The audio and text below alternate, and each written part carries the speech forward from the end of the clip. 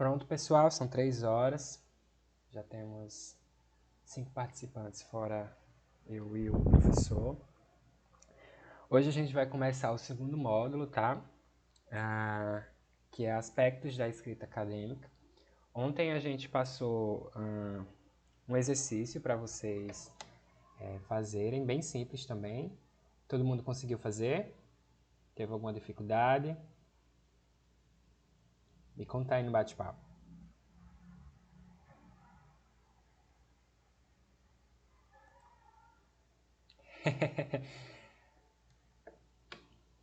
Márcia nem fez.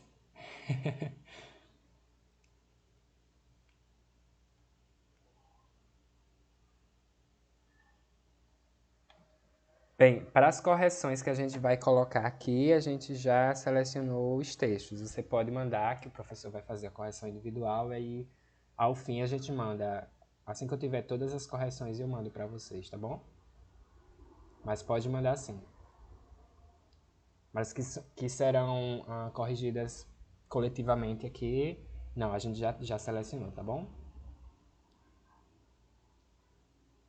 Vamos ver quem mais chegou aqui. Daniele, boa tarde. Fran.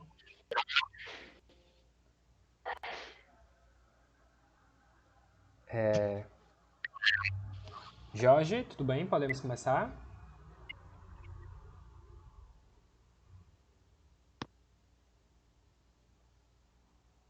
Professor?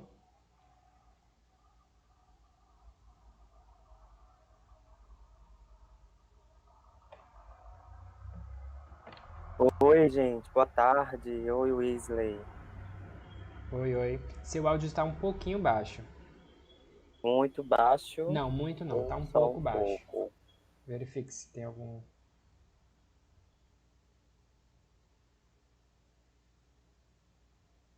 Tá dando para ouvir direitinho? Sim, sim, agora sim. Pronto, pessoal. Esse é o professor Jorge, mais uma vez. Espero que gostem da aula de hoje. Eu Vamos vou começar. passar a apresentação aqui para vocês, só um momento.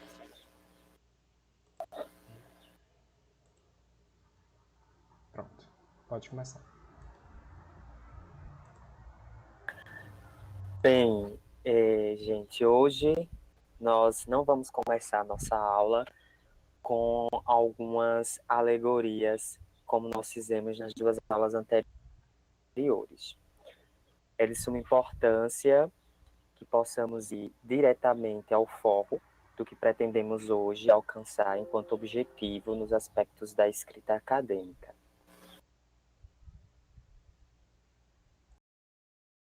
Espero que todos vocês estejam bem, que tenham refrescado um pouco a memória do que nós estudamos ontem. Talvez a figura do faraó tenha ficado na cabeça de vocês, não sei se ficou, mas a ideia também foi essa, de permitir que cada um fixasse a compreensão de que a coerência e a coesão são elementos essenciais para a nossa escrita acadêmica. Eu vou começar, embora não traga algumas alegorias para o nosso pensamento hoje, eu vou começar com vocês pontuando uma frase do Heidegger, um filósofo alemão muito conhecido nosso. A frase do Heidegger diz o seguinte: palavra é conflito. Palavra é conflito. É quase que impossível nós pensarmos a enunciação, a argumentação, a discursividade, sem que a gente não perceba o quanto as palavras são conflituosas. Na escrita, isso é muito típico também, porque ainda no período da Grécia Antiga, quando nós tínhamos o surgimento da retórica, da dialética, algumas ciências que trabalhavam com o diálogo, com o discurso, né, com o enunciado, ali a gente já vivenciava o conflito entre aquelas pessoas, né, que se debruçavam para o estudo dessas ciências. Esse conflito, entretanto, ele se dava de um modo, poderíamos até pensar, equilibrado, porque tais filósofos que se viam diante dos conflitos gerados pelas palavras, eles se utilizavam de teses, de argumentos, de ideias precisas, para poder fazer com que o outro com o qual dialogava, com o qual interagia, se sentisse convencido ou, pelo menos, se sentisse conhecedor, né, e entendedor da informação que era repassada, que era emitida, seja por meio do discurso, seja por meio do diálogo. Então, esse conflito sempre vai ser permitido pela palavra. A palavra, de todo modo, vai ser algo que permite o conflito entre as pessoas. A questão que nós precisamos aqui entender é o conflito como algo que é passível de solução, como algo que é passível de um entrosamento entre as pessoas por meio de uma negociação que se dá na dialogicidade, que se dá nesse movimento da dialética, do diálogo entre as pessoas.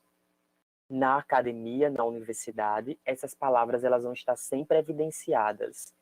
Os pesquisadores, né, os estudantes de graduação, de pós-graduação, quando se apropriam de um certo discurso científico, quando analisam um objeto de estudo, que desenvolvem as suas posturas epistemológicas, as suas perspectivas de cosmovisão enquanto pesquisador, vão utilizar as palavras para enunciar suas ideias, para expressar seus argumentos e, portanto, vai causar conflitos no âmbito acadêmico, porque a universidade ela não é um lugar de paz e harmonia, né? Não é aquele lugar que nós imaginamos como sendo pura e simplesmente paz e amor.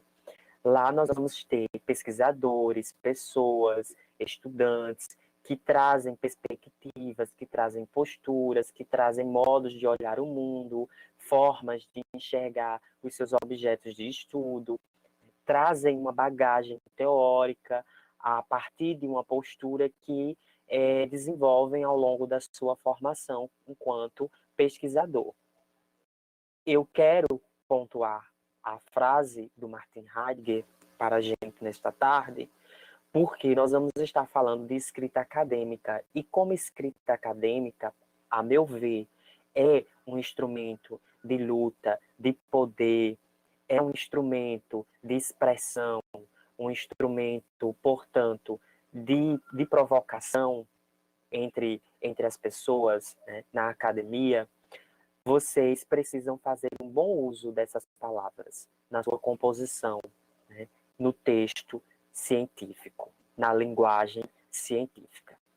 Entendido essa nossa reflexão, partindo da frase do Heidegger, lembrem-se de sempre pontuar o feedback, né, de interagir conosco pelo bate-papo, apresentarem dúvidas, demonstrarem, de uma certa maneira, algumas observações, contrariedades a essa minha cosmovisão, né? Cada um de nós vai desenvolver, ao longo da pesquisa, ao longo dessa carreira, né, de pesquisador, quando a gente vai se formando, nós vamos definindo em cada um a identidade de pesquisador. E essa identidade, ela nos leva justamente a se ancorar em algumas perspectivas epistemológicas. O que é a epistemologia, pessoal? Na filosofia, nós já víamos isso como sendo a teoria do conhecimento. E quando nós vamos fazer pesquisa na universidade, você precisa ter a sua postura epistemológica, né? Qual é a perspectiva em que você se ancora para entender o seu objeto de estudo? Com quais autores você dialoga? Qual é a vertente com a qual você trabalha, certo? E isso vai partir também da tua própria história de vida, da forma como você veio percebendo o mundo, dos professores que foram te dando influência na universidade, que foram te propiciando a pensar o conhecimento científico muito mais além do que as notas para fechar o bimestre, para fechar o semestre no campo acadêmico. Então, nesta unidade, o que nós iremos fazer é entender a palavra como esse conflito, mas como um conflito que não é harmonioso, né, mas que é sadio, que é necessário, porque só se faz conhecimento científico partindo dessas provocações, partindo dessas problematizações que são essenciais para todos nós que nos debruçamos na pesquisa científica. Então, vamos identificar hoje o gênero, né? o gênero do texto acadêmico, como se caracteriza, discutindo alguns efeitos expressivos que se manifestam neste gênero textual que circula na academia, nas universidades, né? Para pensarmos aqui de que maneira o artigo científico é construído e é pensado como um gênero textual, né? Como esse texto no qual a gente organiza nossas palavras e negocia o nosso pensamento com o outro, com o leitor científico. Então, alguns exemplos já de início de gêneros textuais acadêmicos são as resenhas, os resumos, os relatórios, né, os artigos científicos, ok? Ensaios, monografias, dissertações, são gêneros textuais acadêmicos, são aqueles gêneros que circulam na universidade. Mas aí fica para nós a pergunta, o que são, né, esses gêneros textuais acadêmicos, por que eles existem, para que eles existem, na verdade, e como é que se escreve, como é que a gente pode estruturar a escrita desses gêneros. Ao longo das nossas duas aulas passadas, nós já vimos de um modo inicial como isso se estrutura. Hoje nós já começamos a, de uma certa maneira, nos adentrar mais nos aspectos composicionais do gênero textual artigo científico, para entendermos sua composição, sua formatação e o emprego dos recursos linguísticos, né, a composição também das estruturas oracionais, coordenadas, subordinadas, enfim, a organização do nosso pensamento através dessa linguagem científica. De um certo modo, eu já apresento para vocês o que eu espero que consigam desenvolver ao longo dessa aula. Então, para começar, vamos lá, vamos já exercitar a nossa mente. Eu trouxe 2 fragmentos e eu queria que, de acordo com o conhecimento científico que vocês têm no âmbito da universidade, como é que vocês caracterizariam, que gênero vocês poderiam dizer que esses trechos pertencem? A que gêneros eles pertencem? Entendido, pessoal? Deem o feedback, tá bom? Se vocês estão entendendo a proposta, sim ou não? São trechos, né? Eu volto a dizer, são trechos, ok, Márcia e Dominique aqui pontaram sim. Vamos lá. O primeiro trecho é do da Ubonic também. O primeiro trecho é do Dárido, né? Desculpem, do Dárido. E aí ele escreveu isso com outros colegas. É muito comum nós termos na graduação textos escritos com 3, 4 pessoas, com 3, 4 autores. Durante a pós, a gente vai vendo que isso é bem mais, quase não acontece, né? Quase a gente não vê a escrita de artigos científicos na pós com grupos de autores. Normalmente os artigos são escritos individualmente, e isso não é por questão de egoísmo científico, mas é porque você vai se tornando mais precisamente um pesquisador, e aí você tem que desenvolver o teu referencial, né? Desenvolver o que você realmente é e quem você realmente se propõe ser na universidade. É claro que você também escreve em conjunto, e muitas das vezes que essa escrita acontece é em parceria com o seu orientador ou a sua orientadora. Pois bem, feita essa ressalva sobre os autores, eu vou ler o trecho para vocês e gostaria que identificassem como sendo resenha, artigo científico, resumo ou ensaio.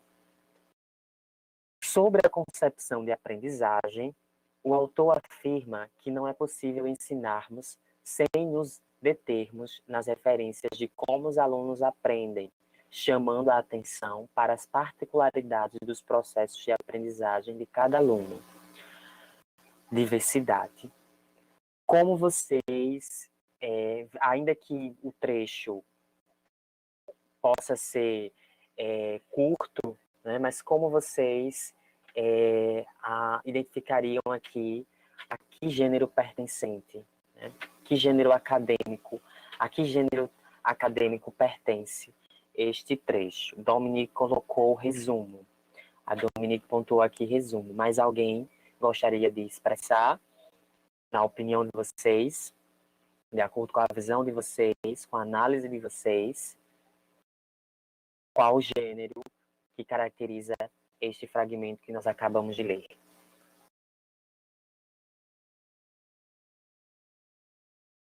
Vejam bem, o fragmento ele pode nos fazer apontar o pertencimento a mais de um, gênero textual. Né? O fragmento pode nos levar a apontar o seu pertencimento a mais de um gênero textual, como, por exemplo, resenha e resumo. Né? Mas percebam que aqui os autores eles estão apresentando, apresentando uma concepção desenvolvida por uma outra pessoa, né, que é o autor que supõe de uma obra que está sendo lida, né, que foi lida e que está sendo socializada, essa leitura. Sobre a concepção de aprendizagem, o autor afirma que não é possível ensinarmos sem nos determos as referências de como os alunos aprendem. Então, assim, é como se eu estivesse pontuando, como se nós estivéssemos pontuando as características que o autor desenvolve na escrita de alguma obra, de algum material seu. Então, neste caso, nós vamos caracterizar o fragmento que acabamos de ler, certo, pessoal? De resenha, ok? Então, nós estamos nos referindo a uma resenha, embora pelo fragmento nos provoque dúvidas. Mas eu justifico a vocês que pelo fato dos autores estarem, né, apresentando uma concepção que é desenvolvida por um determinado autor, a gente deixa subjacente a ideia de que é a apresentação de uma obra ou de algum material desse autor. Então, nós temos aqui uma resenha. No próximo slide, eu trago um outro fragmento, este um pouquinho maior, talvez não vai dar nem para a gente ler direito. Mas eu vou chamar a atenção de vocês, eu queria que vocês vissem a referência. Todos vocês estão conseguindo ler a referência, pessoal? A referência desse fragmento. Sim. Ótimo.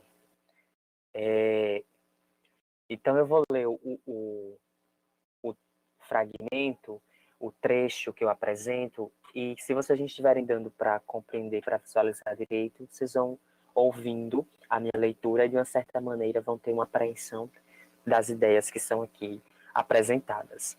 O fragmento diz o seguinte: verifica o estado do conhecimento envolvendo os temas psicanálise e AIDS no combate da produção literária brasileira referente à saúde pública e à psicanálise.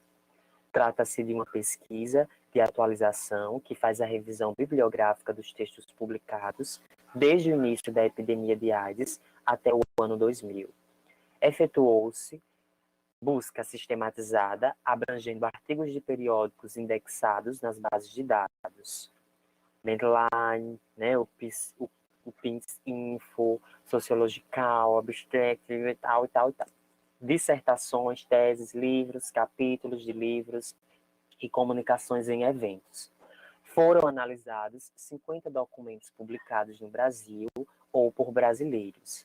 A técnica de análise de conteúdo foi utilizada mediante a construção de categorias definidas a priori a partir dos objetivos da pesquisa, do conhecimento construído no Brasil, da pesquisa do conhecimento do campo psicanalítico e do perfil da epidemia de AIDS. Com base na sistematização desse conhecimento construído no Brasil, disponibiliza-se recursos teórico-práticos para implementar novos programas de prevenção que contemplem as formas pelas quais o ser humano lida com seus desejos e proibições. O inconsciente, produtor da irracionalidade do homem, tornou-se menos desconhecido, bem como os mecanismos que impedem que as regras de proteção à saúde sejam colocadas em prática para evitar a infecção pelo vírus HIV. A dinâmica do funcionamento psíquico em torno da questão da AIDS foi enfocada, bem como as formas como o organismo adoece a partir desse funcionamento. O estado do conhecimento atingido, a partir dos trabalhos analisados, pode ser utilizado em outros estudos com impacto sobre os sujeitos, tanto no plano individual como no coletivo. Todo mundo conseguiu acompanhar a leitura, pessoal? Ok. Então, aqui nós temos um fragmento, certo? Que é retirado de uma dissertação do mestrado do Moreno, uma dissertação de mestrado sobre a saúde pública e a psicanálise. Este fragmento para vocês, ele soa, ele se apresenta, ele se demonstra como uma resenha, um artigo científico, um resumo, um ensaio. Vamos ver aqui que o pessoal está respondendo. Daniele, resumo. Márcia, resumo. É isso mesmo, pessoal. Neste caso, nós temos um resumo, né? Um resumo que que demonstra de uma maneira bem clara como está estruturado todo o trabalho, como foi desenvolvida, como se realizou a pesquisa. Então, o autor ele apresenta a visão